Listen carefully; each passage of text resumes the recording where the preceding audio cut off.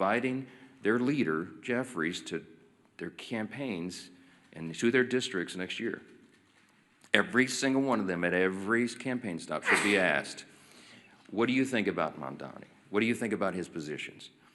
While House Democrats court Marxists in New York, Senate Democrats have chosen to shut down the government over a totally clean, nonpartisan CR. It's the first time in history, in the history of this country, that any party has done that, has chosen, had the audacity to shut the government down over a totally clean, nonpartisan funding measure. They're bowing to the demands of their far-left base, and no one can deny that. The facts are very clear. The American people are intelligent. They understand what's happening here. We pray that the Democrats, at least a handful of centrists, if there are any moderates left in the Democrat Party in the Senate, we pray that they will come to their senses and they will do the right thing by the American people, that they will stop all the pain and that they will reopen the government. As I mentioned on Saturday, things are going to become very dire. There is one way out of this, the easy way, the obvious way, and that is for the Democrats to do their job and vote for the CR. Now, I mentioned we brought some of our good friends and colleagues here from New York to talk about the mess that the Democrats have created in the Empire State. Now, why are we focusing on New York? Because, again, it's a bellwether for the rest of the nation. If you're watching at home, you need to understand the dynamics of what's happening in New York, because you have to ensure that it doesn't happen in your city, in your town, in your state. And these folks are watching this, and they're fighting it. Our Republicans in New York are trying to hold the line. They're trying to defend what is great about this extraordinary and exceptional nation that we have. But they have a lot of headwinds. And they're here to share how this reckless shutdown is impacting everyday New Yorkers. And I'm delighted to bring up to the podium, before we get our leadership reports here, one of my dear friends and colleagues and classmates back from the 115th Congress when we came in as freshmen together, Congresswoman Claudia Tenney, who is from the 22nd District of New York. She does an extraordinary job here for her state and for the country. Claudia, go ahead. Thank you so much, Mr. Speaker and my colleagues. I actually hail from the 24th District, a little bit of we've had some redistricting in upstate New York a couple of times. But I just want to say good morning and thank you again to my colleagues for being here. This is really important. And I wish I could say that I am surprised by what we're witnessing, but this is exactly what happens when the Democratic Party surrenders to its most radical fringe. Chuck Schumer and Hakeem Jeffries lack the political courage to stand up to the Marxist, anti-Semitic, anti-law enforcement base led by Mamdani now, AOC, and Bernie Sanders. Schumer and Jeffries are both weak leaders from New York, and specifically New York City, where they have never had to face serious political opposition and have enjoyed nothing but glowing praise from their friends in the media. They are ill-suited to lead the Democratic Party at the national level, which is on dramatic display with each passing day of this tragic shutdown. They have traded true leadership for appeasement, responsibility for disorder, and principle for political survival. This shutdown is their choice. They've surrendered to radicals funded by dark money groups pushing anti-police, anti-Israel, anti-American garbage. Now the country is paying the price. I served with Hakeem Jeffries in the New York State Legislature. He sat right next to me. I've seen this playbook before, as have my colleagues in New York who also served in the legislature. It is the same corrupt Albany routine. Reward insiders, punish taxpayers, and blame everybody else. Today, it is something far worse. A movement run by socialist Marxist activists. I don't like to call them socialists, they're really Marxist. And extremist networks, and they have hijacked the Democratic Party. And as the Speaker pointed out, just look at Zohran Mamdani, a member of the State Assembly, by the way. He actually defeated a fairly liberal member of the Assembly, who is in a narrow election, but there he is in the State Assembly. He is the face of the new far-left coalition, and make no mistake about it, the new leader of the New York Democratic Party. His campaign is not grassroots. It's bankrolled by Soros money, radical clerics, and communists working together to push a Marxist agenda in America's largest city. Schumer and Jeffries will not stand up to this movement. We've seen this because, as the speaker pointed out, they're terrified of it. They have built their political survival on appeasing the far left, and now our entire country is being held hostage by it. They cannot open the government without angering the radicals who radically run their party. The Democratic Party is now controlled, as I said, by the Marxist activists, dark money donors. This is not a grassroots effort. And an anti-American ideology is dominating this. And they would rather destroy the system than to lose power. And unfortunately, Leader Jeffries and Leader Schumer are just succumbing to this. New Yorkers are already paying the price, and we have been paying the price. From Albany's Medicaid for Illegal scheme to Mondami's socialist city agenda, working families are being crushed under taxes, mandates, and ideology. And if we don't stand up, the damage will not end at the Hudson. It will reach every corner of upstate New York and across this country. We are here to fight for the men and women who build, farm, serve, and raise families across New York and our nation. They are the backbone of this nation, and they deserve a government that works for them, not the political insiders who have created this mess. So my message to Chuck Schumer and Hakeem Jeffries is simple. Stop playing games. Stop bowing to this mob and reopen our government. Pay our troops, fund essential services, and start putting American families, and especially in my case and my colleagues here, New York families first. And my message to New Yorkers is this: stand up, speak out, reject this radicalism that has taken over not just our city, but will take over our state. And I thank you, Mr. Speaker. I appreciate the moment.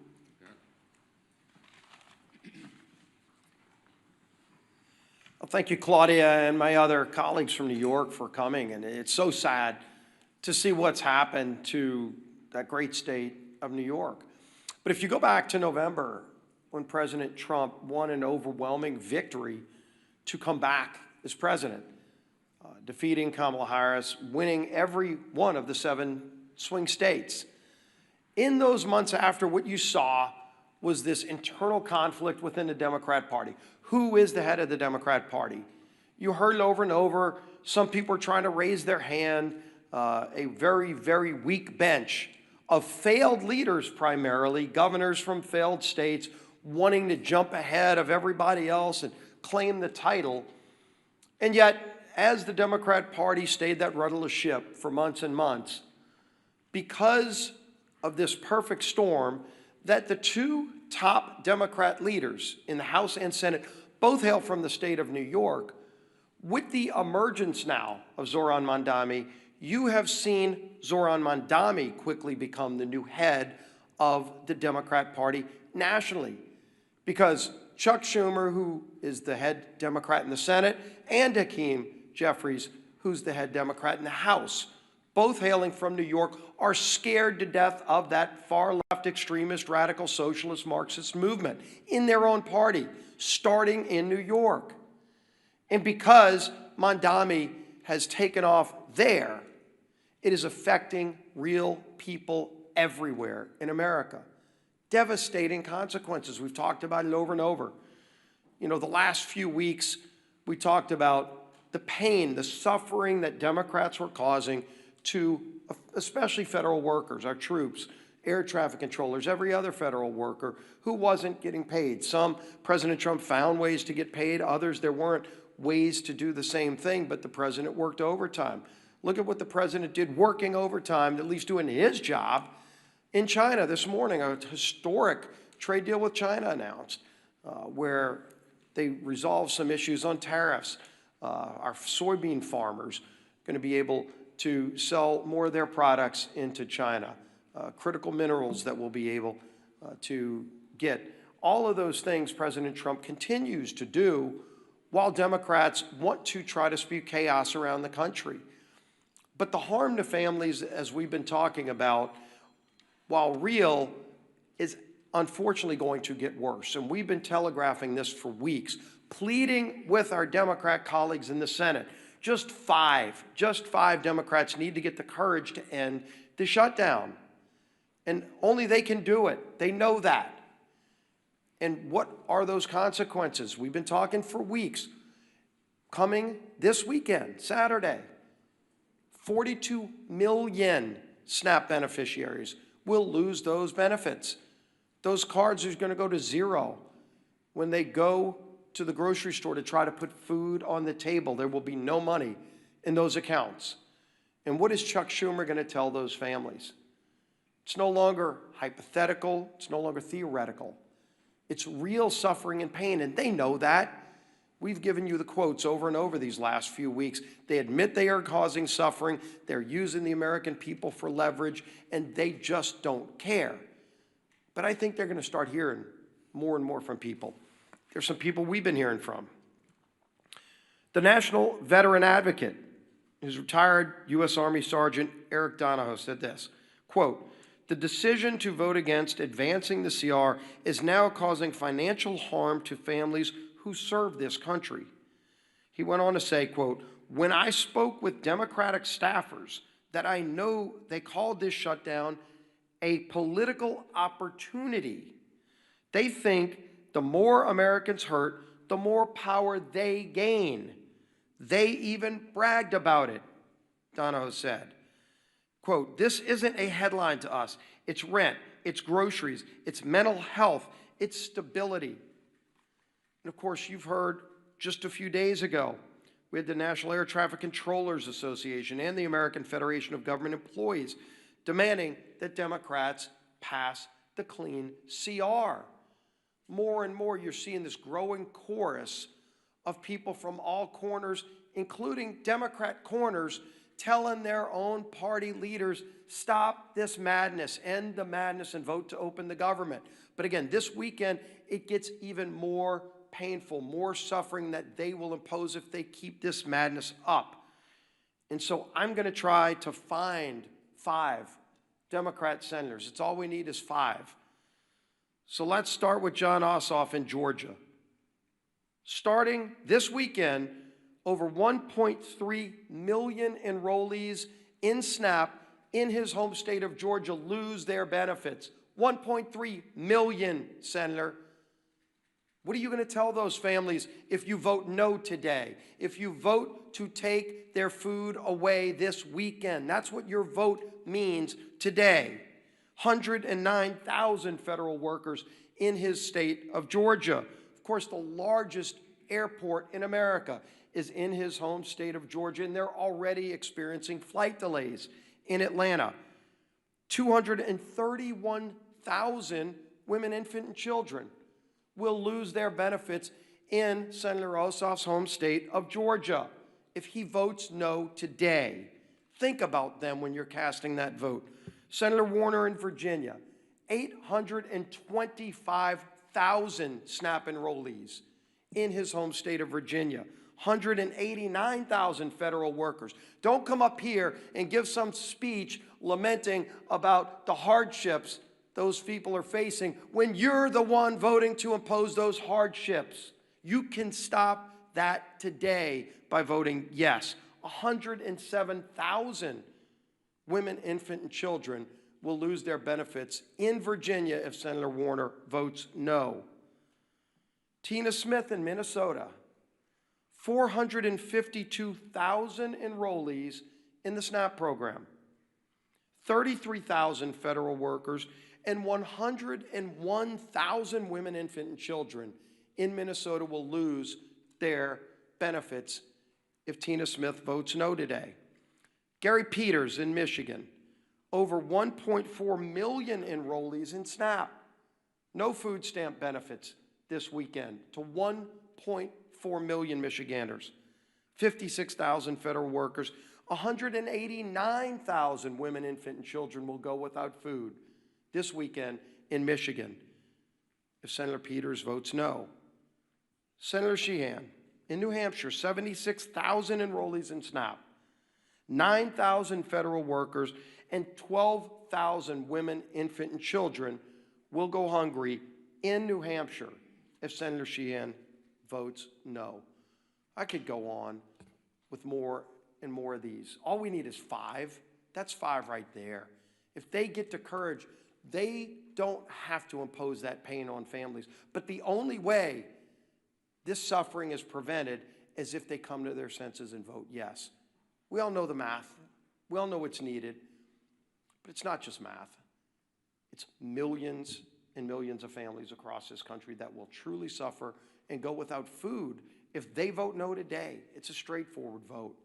We've all voted yes and passed it through the House over a month ago. End the madness and pass this bill. Our whip, Tom Emmer.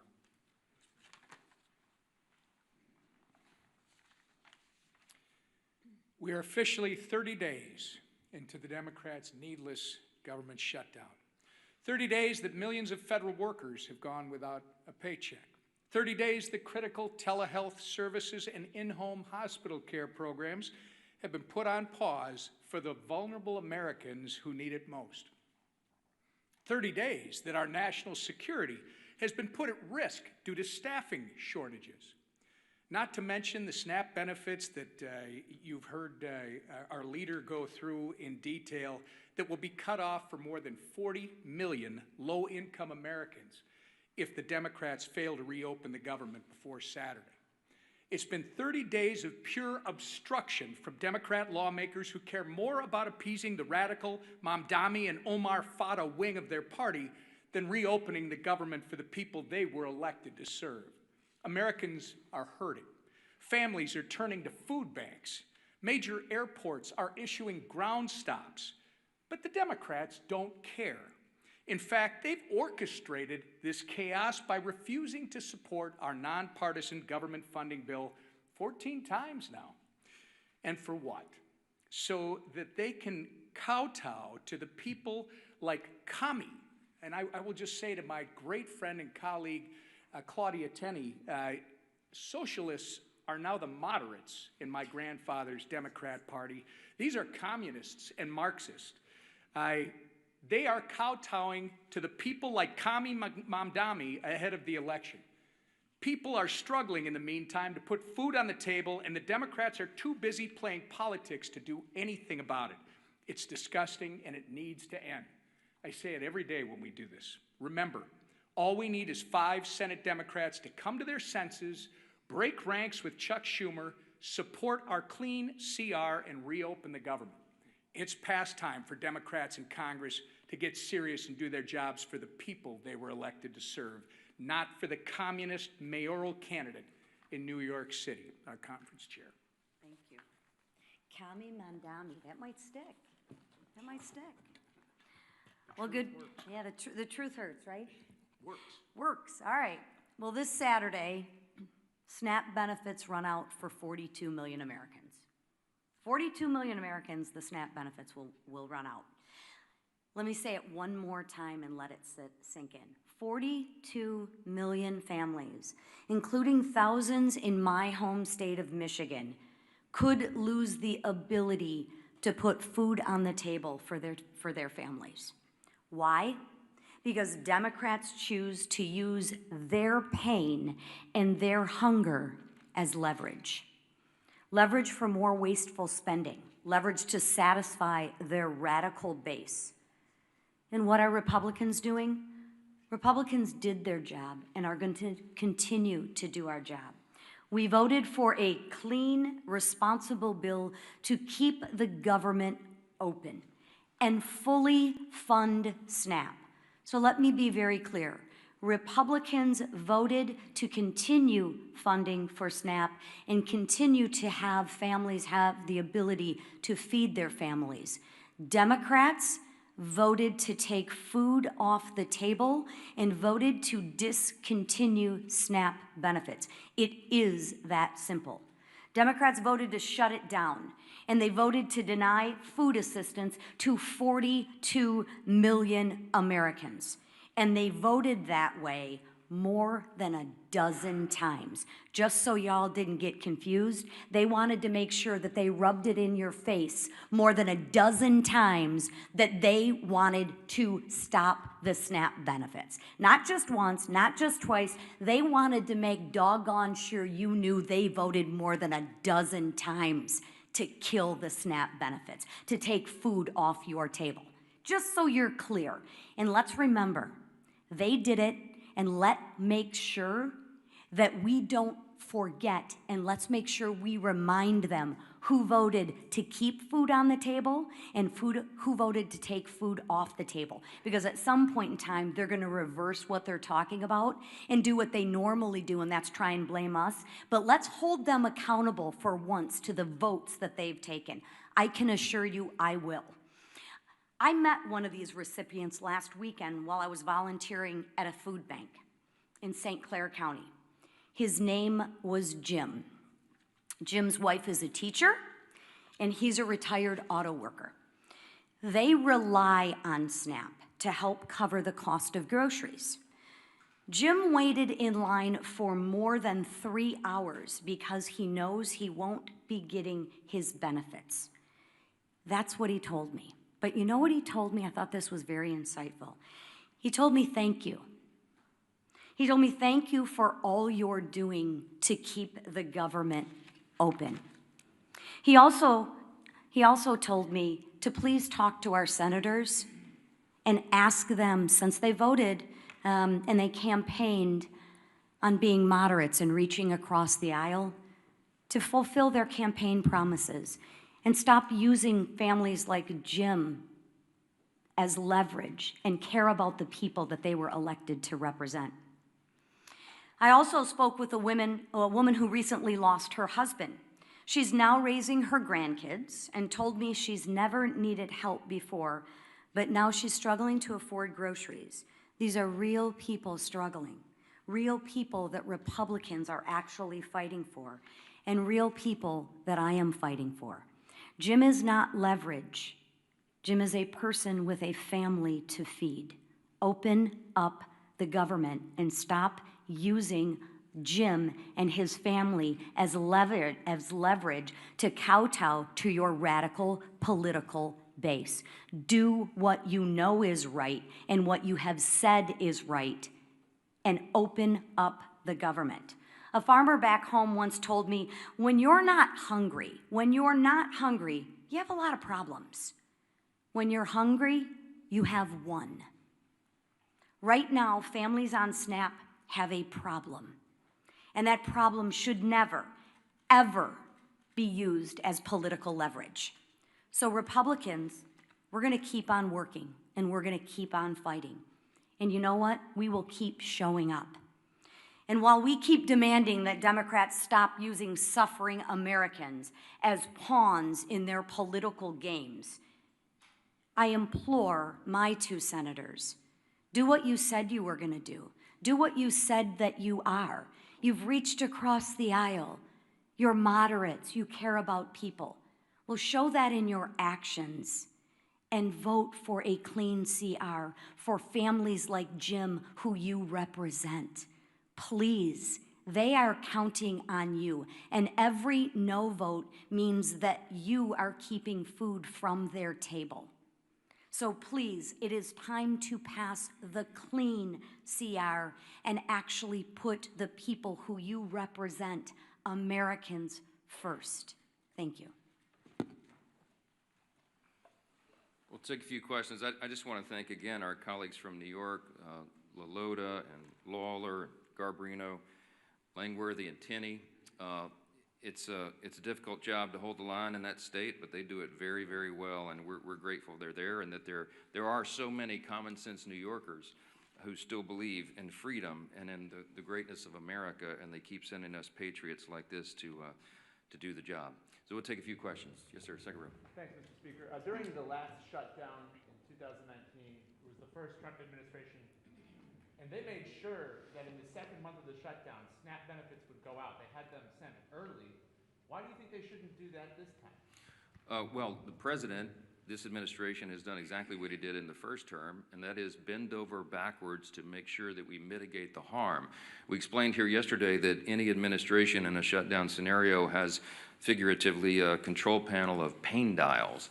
In the Obama administration, 2013, when they shut it down, they turned all the dials to 10. They wanted it to hurt, and so remember, famously, they put the yellow crime tape around the World War II memorial and prevented aging veterans from going and visiting these landmarks. They made it hurt. President Trump has done exactly the opposite. I mean, he's done everything he can. He's ordered all of his cabinet secretaries to mitigate the harm. So, for example, as you know, with WIC funding, they found a way to fund that with tariff revenue. We found a way to pay the troops once already in October, hopefully at the end of this month by moving money around. But it's very difficult to do. Those are not inexhaustible funds. When it comes to SNAP, some of the Democrats have argued that you can use this contingency fund, but the truth is there's no legal mechanism to do it. Unlike with WIC funding that was attached to a 1930s era statute that was related to tariff funds because it was related to nutrition and food coming over the border, there's no such legal avenue to give SNAP funding now. It doesn't exist. The problem is the contingency and the authority to do that was voted down in the CR when the Democrats themselves did it. So the president has lamented this. He has informed USDA and everybody. Do as best you can, but the money doesn't exist to do it. The simplest way to end the pain and the simplest way to make this stop is for the Democrats to do the obvious and right thing and vote for the nonpartisan funding measure so that we can turn everything back on. Then we will get back here, and then we will debate all these other extraneous issues. But right now, the first job of the government is to keep it in operation and take care of the people who depend upon all these services we've articulated today. It's nonsense, and it has to end, and you should be asking them the tough questions, why they're willing to inflict this pain on the people for their partisan political purposes. Yes, ma'am.